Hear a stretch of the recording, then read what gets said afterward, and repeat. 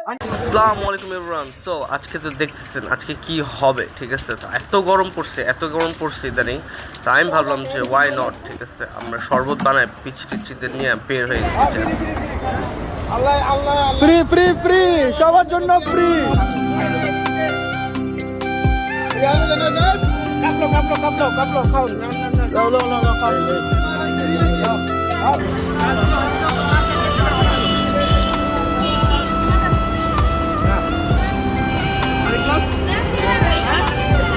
And boys, for the first time আমি এমন attempt নিচ্ছি, ঠিক আছে।